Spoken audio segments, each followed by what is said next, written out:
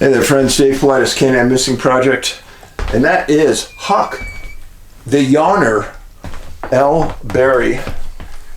You're a good girl, you're a good girl, yeah, you're a good puppy, yes, you're a good girl, yes, you're a good girl, yes, you're a good girl, she's a good girl. You're yawning, huh? You tired? She needs to take a nap, I think. You're a good girl. Friends, our movie, Missing 411 National Parks, Washington State. If you've watched it over on Amazon, please go over and leave a review. We need the reviews. It helps us a lot. Also, our other movie, American Sasquatch, over there at Amazon right now. You can watch it. Please go and watch it. Please.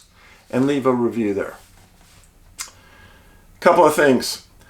A lot of comments about these missing scientists. So, I don't make a big stretch about things.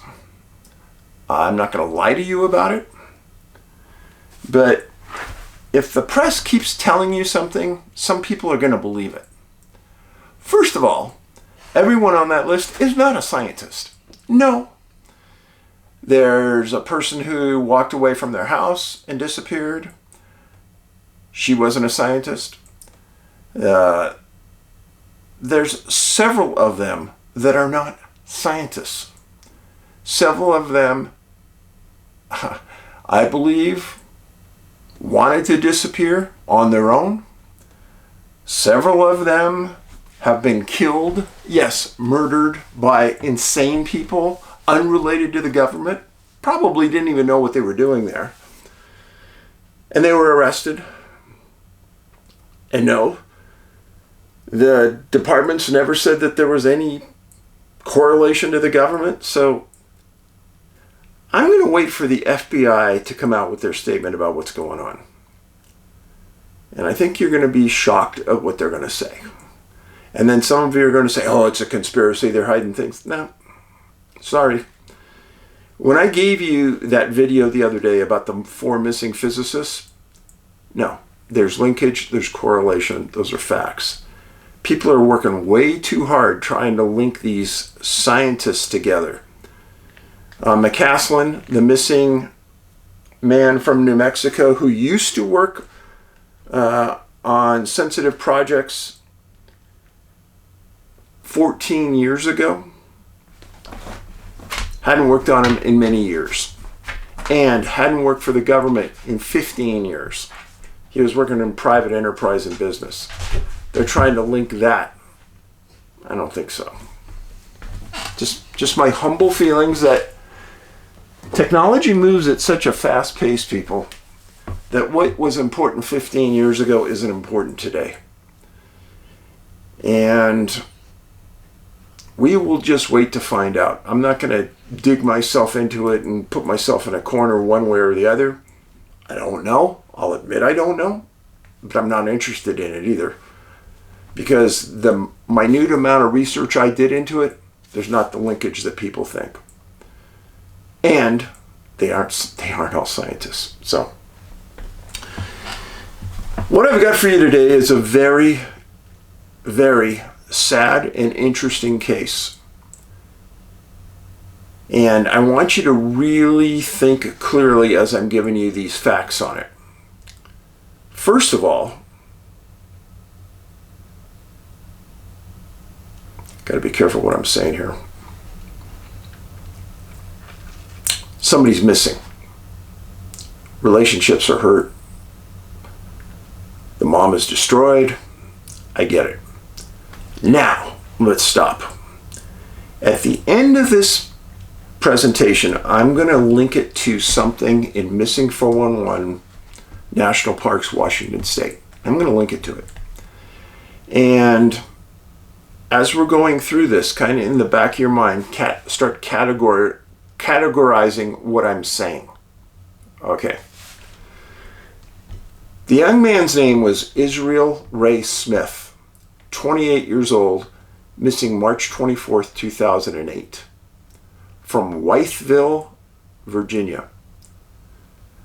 He's 5'8", 160, not extraordinarily large or small, kind of in the middle pack of what Americans are.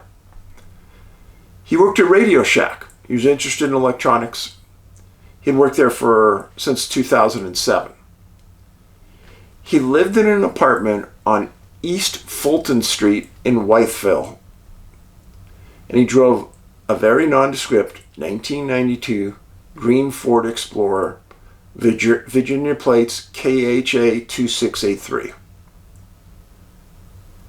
In 2006, Israel moved to Wytheville from Smith County, where he was a native. Now, Israel's mom lived outside the city in a rural part of the county. Keep that in your mind. Let's talk about Wytheville for a second. The city sits out in the middle of nowhere in Virginia. There's the city of Wytheville. Here's Winston-Salem. Over on this end, you got Kingsport, Fall Branch, Tennessee. It's out in the middle of nowhere. A beautiful area to live, just out in the middle of nowhere.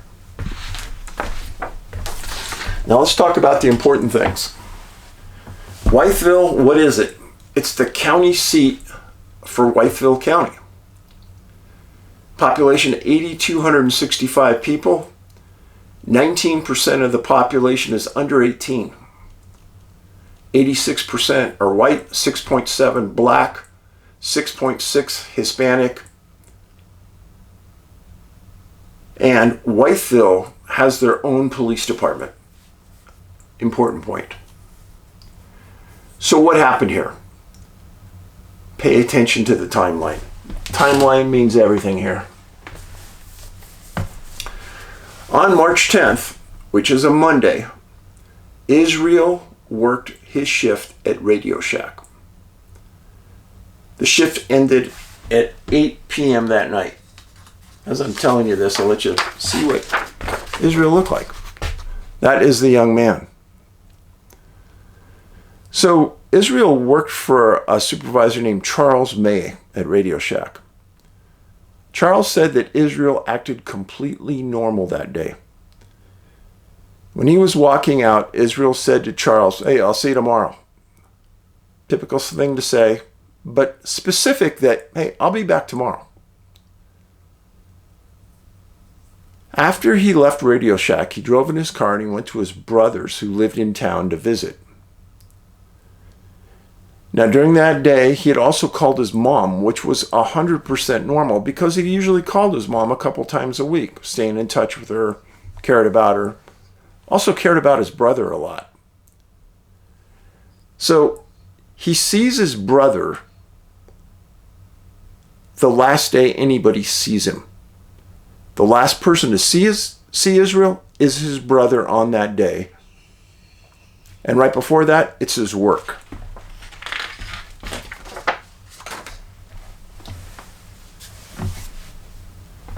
So the next day, on March 11th, Israel doesn't show up at Radio Shack. Charles May says he's always punctual. He very rarely never shows up at work. And when he doesn't, he always calls. He didn't call. He didn't show up. Completely out of character. His mom then that day, after he didn't show up at work, goes over to the apartment. And his Ford Explorer is in the driveway next to the apartment, but there's no answer at his door. Wednesday, March 12th. Israel again doesn't show up at work. Mom goes over to the apartment again, no answer. She leaves a note on the door asking Israel to call her. Good mom. Just checking on her son, worried about him, wants to know what's going on. Typical mom. Thursday, March 13th. Israel's brother's name is Daniel. Daniel has a birthday get-together at his house that night. Daniel's girlfriend, Daniel and Israel's mom, they're there. And Israel doesn't show up. And Israel's good friends with his brother. So everyone knew something was very odd about Israel not showing up. So they have dinner, and afterwards, Daniel, his girlfriend, and mom, they need some things at Walmart, so they go to Walmart. And after that, they go over to Israel's apartment. They knock on the door. There's no answer. Speak to the neighbor. They said they hadn't seen Israel in a while.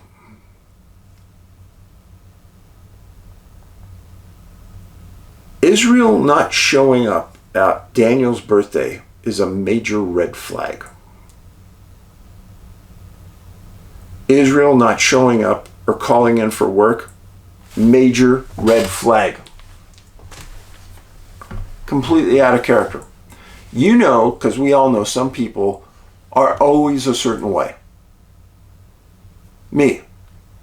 I never was late at work, ever. And if I was going to be late for a pre-planned reason, doctor's appointment or something, I always called in ahead of time. And if I was sick, I always called in hours before. I just never no-showed. I never ignored that, ever. I took employment as a gift, and I respected it. So you have 2 times Israel showing major red flags. I ask you, as a parent, how long do you wait before you call out the cavalry? Meaning, you call the police. Because Israel suddenly started acting out of character. Now, was he acting out of character or was something else happening? That's the question. March 14th, it's a Friday. Mom went to the apartment again. She probably hadn't been sleeping nights about this time. His Ford Explorer, still parked in the same location. Mom goes over to the car. It's unlocked. And there's a stack of clean clothes inside. Like he went to the laundromat. She goes up to the apartment, and the apartment door is unlocked. Nobody's inside. She goes inside, looks around. Everything looks normal. Mother said, something's not right here. She calls the Whiteville police. And the reason I asked you, how long do you wait? Because there were comments online about the mom waiting so long.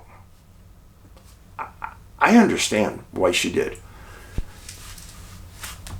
Well, the police tell her that they had been to Israel's apartment earlier that day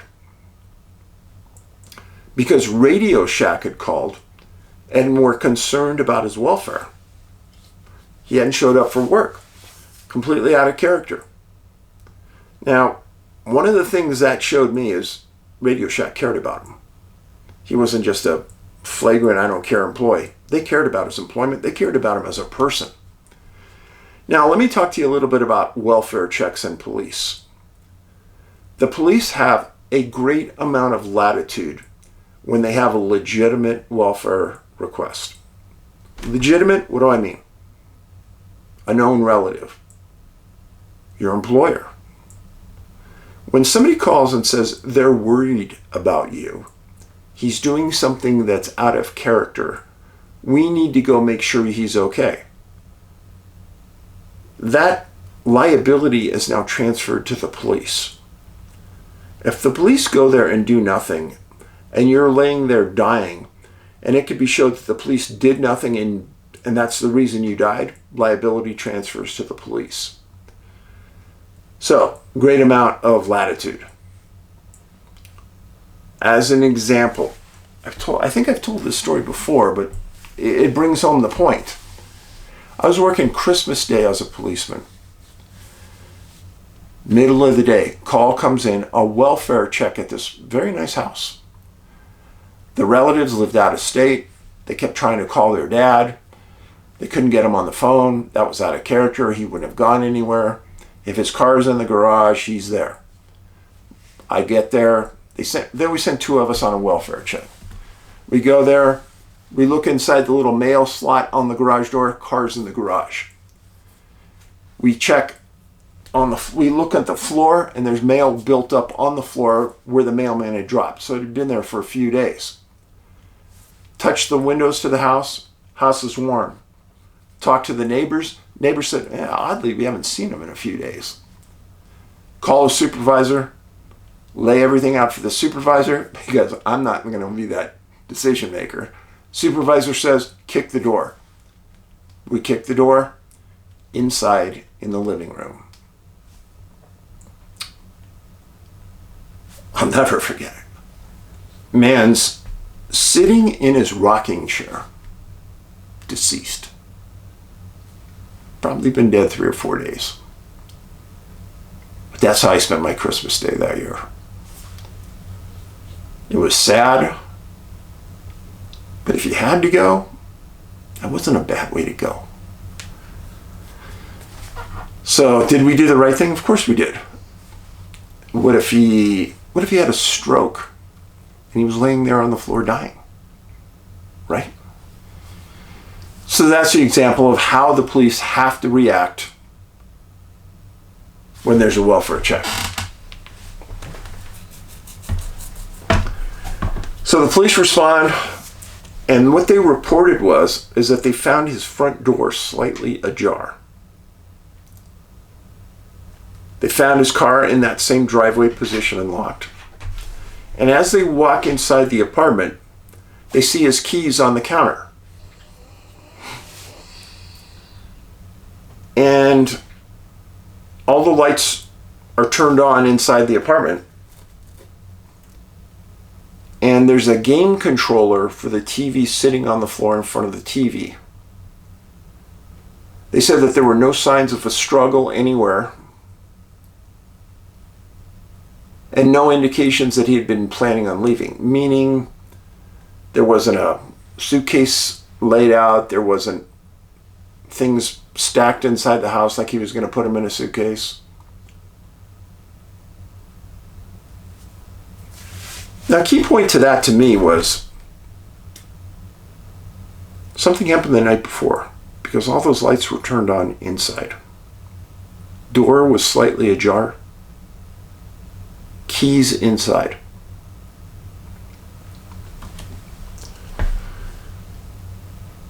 Now, the mom said Israel had always been a very, very neat person. He'd never leave the game controller on the floor. He'd never leave his door unlocked or ajar. He'd always leave things secure. Well, Israel had a 7-year-old son. And he had the son with a woman that he had stopped seeing many years before. But he saw the boy every weekend. The boy was really important to him. He loved him. That's another thing to keep in the back of your mind. It was about this time that it was determined that Israel had disappeared without a trace. Nobody knew where he was. So the Wytheville police get involved. And there was a detective there named Davenport who had the case early on.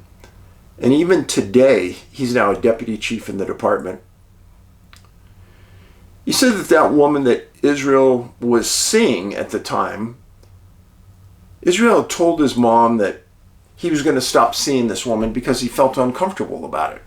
And she said, "What do you mean?" He said that a person that the woman knew was getting out of jail, and this young lady's parents was going to allow this inmate, former inmate, to live in the house. Israel said he just didn't feel good about all that, and he was going to stop seeing her. Now, the police made a really smart decision here. They bring this woman in alone. They interview her. And then they put her on a polygraph. And the state polygraph examiner said that she's not involved in this. Asked all the correct questions. Brilliant thing to do. What you're trying to do is you're trying to eliminate suspects. And then Whiteville, really being a small police department, did another really smart thing. They got a search warrant. They got a search warrant for everything related to Israel. Bank accounts, cell phones, apartment, car, everything. Now, why do you do that? Well, let's pretend he was murdered. And they go to court. And during the search of the apartment, let's just say they found a driver's license of the suspects in the apartment. Let's just say. The suspect's going to claim that you didn't have a right to be in that apartment because that was a private apartment and you needed a warrant. These are all things that have happened in court before, so I know. So them getting the warrant, extremely brilliant. Smart thing to do. So they go in there, they search the car, they search the apartment. In the apartment, they find his computer.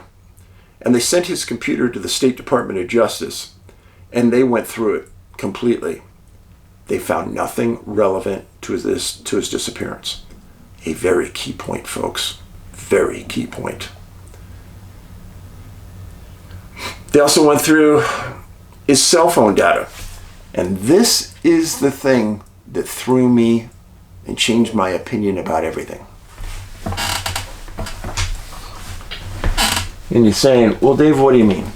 Well, I've gotten search warrants for cell phone data before, and what they do is they show phone calls going out, who the call went to, the time on the call. It doesn't say what was said on the call because it's a cell phone call, and there's nobody taking notes on that. The only time they show conversations is on text messages. They said that this is a cell phone coming back to the police department, that there was a compromised data problem with that cell phone, and they couldn't get all of the cell phone data to them. Hold your taters. That's not normal. That's very unusual. It's very odd. The bank accounts hadn't been touched, no activity. Now, Detective Gary Davenport, who was a detective back then, is now a deputy chief, who had this case early in the career, has stated that there was no evidence of any foul play. They interviewed neighbors. Neighbors hadn't seen anything unusual, nothing strange. But let's hold on a second. Remember, they said that they saw a stack of clean clothes in his car. Let's look at this. This is the map of Whiteville. Now there's where he lived, right there in the middle, almost bang dab in the middle of the city on East Fulton Street. These orange marks are laundromats in the city. He didn't have a washer dryer, and he didn't go to his mom's to get them cleaned. So he went to one of these three locations. Now, I'm not sure what Whiteville was like in 2008, but nowadays, most laundromats have CCTV footage. I would have looked into that to see which laundromat he went into, or did he go into a laundromat, or who did his laundry? I don't know. I don't know. Davenport said that in his years with this department, this is the most bizarre and mysterious case he's ever handled. He said he didn't think Israel left on his own, and he had no reason to abandon his son. That's a key point. Why would he leave right now? And if he didn't leave on his own, why was he taken? Nothing stolen. he was going to stop seeing that girl. So if there was any relationship to the girl he was seeing, that's gone.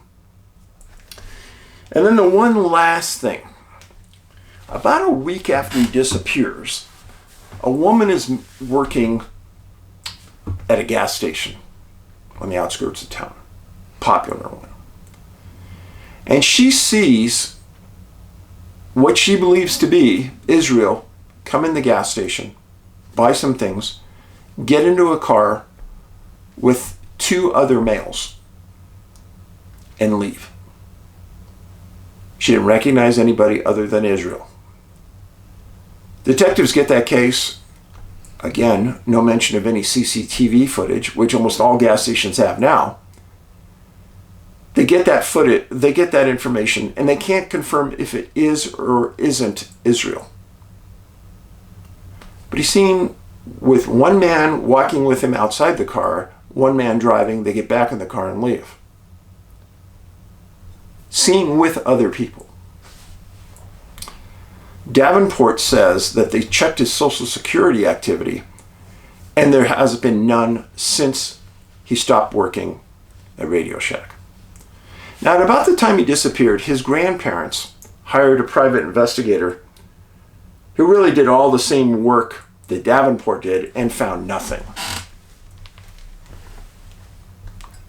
Doesn't surprise me. The mom said that the only transition point in her son's life was stop seeing that woman. She used an example of his behavior, closing doors, locking doors. She said that she lived way out in the outskirts of town in a very rural area, no neighbors right near her house. And when her son came to visit her, he would always lock the door in his car just to walk in the house. That's how programmed he was. Davenport later said that he believes someone in the community knows something. This is important.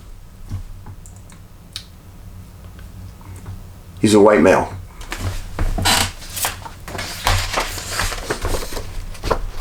White male, mid to late 20s, very well liked, easygoing, smart, not married, not even seeing anybody, very steady person, steady lifestyle, reliable, trustworthy. Now, let's go back to missing 411 National Parks, Washington State. I'm not going to tell you the name of the person, but if you have seen the movie, there is a case in there where a man walks into a national park and disappears. We go out and later interview his girlfriend and his mom. And it appears that our government played some role into taking that person out of his lifestyle and back into government work. Now, I also told you about a case before where my son, Ben, was going to Miami University in Ohio. And a student there disappeared years ago. Now, while Ben was playing in Miami, people knew who I was. I was writing these books. And somebody at the school said, Dave, you ought to come into the dean's office because we have this huge case file on this student that disappeared years before. I didn't even know about it. So during the day while Ben was sleeping before his games, when I was out there, I'd spend days in the dean's office looking through this super thick case file on this missing student. And way in the corner of that case file, there's an account of an administrator at that school that was on vacation with his wife after this student disappeared. Way on the outskirts of Pennsylvania and New York, right at that border. They go into this restaurant in the middle of nowhere. And there is that student sitting in a suit with two other men in suits eating a meal. This man was with his wife, and they were on vacation, so he didn't want to say much, except he gets out. They walk outside the restaurant, and he tells his wife, hey, I think that's so-and-so. In fact, I'm almost positive it's so-and-so. I got to go in and say something to him. So he leaves the wife in the car, goes back inside, and all three men are gone. Never to be seen again. That person's brother lived in Los Angeles, never heard of his brother again. It's almost an exact replication of the profile I just read you on this young man. Almost exact. Now, a few things about this case that are slightly different. First of all, as the detective said, there's no evidence of any foul play. But what if Israel was told by his handlers, hey, leave your door open, leave some hints that this wasn't you acting normally?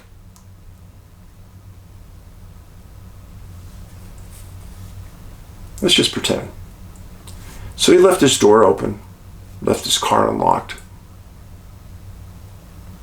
And just like in every other case I've told you about, these people leave without taking anything except the clothes they're wearing. Leave their bank accounts exactly the way they are. They don't tell anybody where they're going. But what did he do? What did Israel do the last day before he was never seen again? He made contacts with the two most important people in his life, his mom and his brother. And he actually made it a point to go to his brother's house that night and see him. And then, no more contact for the rest of his life. I'm not saying that's it, but I'm not an idiot either. And if our government is taking people, and you wanted somebody that was trustworthy, clean cut, worked hard, I'm thinking, friends, that Israel would be a prime candidate. Now again, I don't know what happened. I'm not even claiming I've solved this crime, because the detective even knows more facts than we do. And they may be holding back facts that they're not telling the public. But it really makes you think. And if I had touched this case before I interviewed everyone related to that man that's missing in Washington, I never would have put this together. So thanks for being here. I greatly appreciate you watching our show. And remember, visit missing411.com. That is our new website. And make sure you are subscribed. So many people have been unsubscribed, it's unreal. Thank you very much. Remember, kindness is key. It costs nothing to be kind. And maybe, just maybe, you'll make somebody's day by smiling, asking them how their day is, and showing concern. Paulides out.